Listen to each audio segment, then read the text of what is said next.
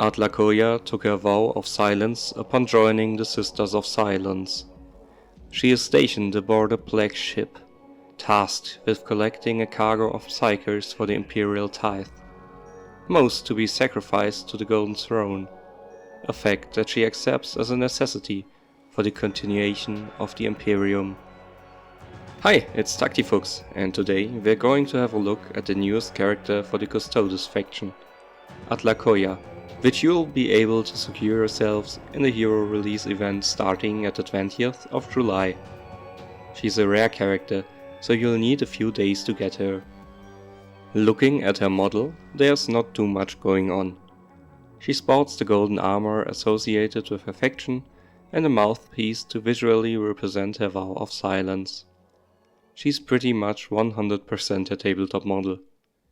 We've been getting quite a few Imperial melee characters lately, but Atlacoya brings something special to the table. As a warden of the Black Ships, she deals with Psykers on the regular, and her abilities reflect that. Atlacoya is a blank, a psychic null, a rare form of mutation, even rarer than being a Psyker. Depending on how pronounced that feature is in a person, others might feel uneasy in their proximity, or they'll be almost invisible to them.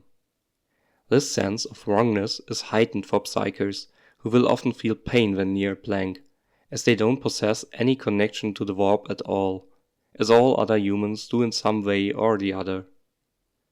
As such, Atlacoya is terrifying, reducing damage of adjacent enemies by 30% to reflect this unease.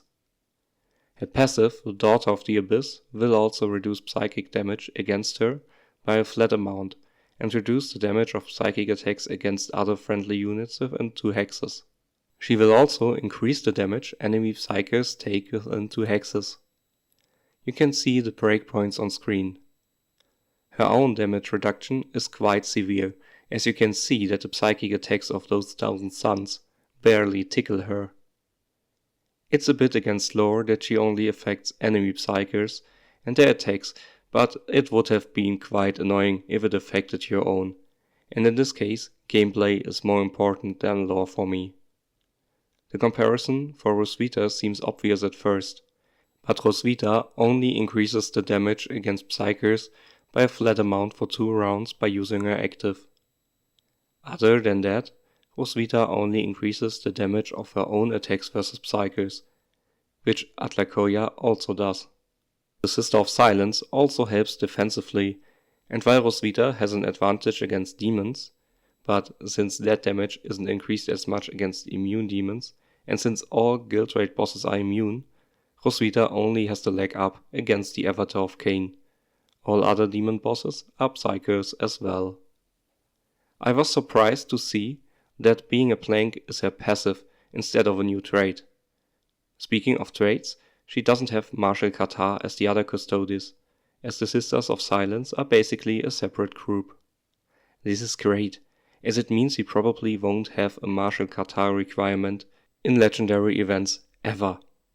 She also has the parry trait, reducing melee attacks against her by 1 hit. This, combined with terrifying, makes her more hardy than she seems at first in melee, and since Psykers ranged attacks are psychic attacks generally, she is a hard counter against them. And she probably needs the defensive traits to stay alive. She is far from frail, but not exceptionally bulky. Here I compare the values of all units at Epic 1 star and Gold 1. From 69 characters now in the game with this update, she takes the 64th place in health, a spot she shares with Ahriman, Shadowsun, Ro, and the Death Leaper, who might be the best comparison with his own terrifying. Her armor is a little better in place 53, which is the same as Anufet, Actus, and the Winged Prime, all of which have more health though. Atlacoya sports a standard move of 3. Looking at her attacks, she has 3 energy hits with a close combat attack, and sits in place 29 with the likes of Snotflogger, Isaac, and Yarrick. The latter has the same pierce value and also 3 hits, so other than the omission of Crushing Strike, they both hit exactly as hard at each other. Against infinite armor, Atlacoya is in place 7, also matching Helprecht, who has half the damage and double the hits. Against no armor, she is in place 11. Atlacoya can take the standard triad of crit item, an armor and a crit booster. Her impressive attack stat, which is additionally boosted by your passive against Psykers, soars to greater heights with her active. Talons of the Emperor is a melee attack that does 1 hit power damage to an adjacent enemy with bonus damage for each time a friend used in active this battle. Against Psykers, or if next to a Custodes, direct damage is applied instead. Without the additional condition fulfilled, you will need to have used around 2.1 actives from the other characters to match your normal damage. I tried it out, and stance changes like tons or forecast will count, but only once per battle.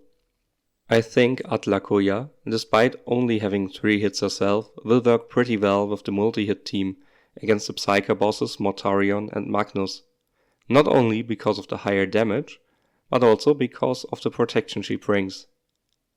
In Faction Wars, I predict the Custodes to be really strong. While you can't guarantee that the enemies have Psykers, the multiple active uses and proximity of the Custodes around her will make her active quite deadly.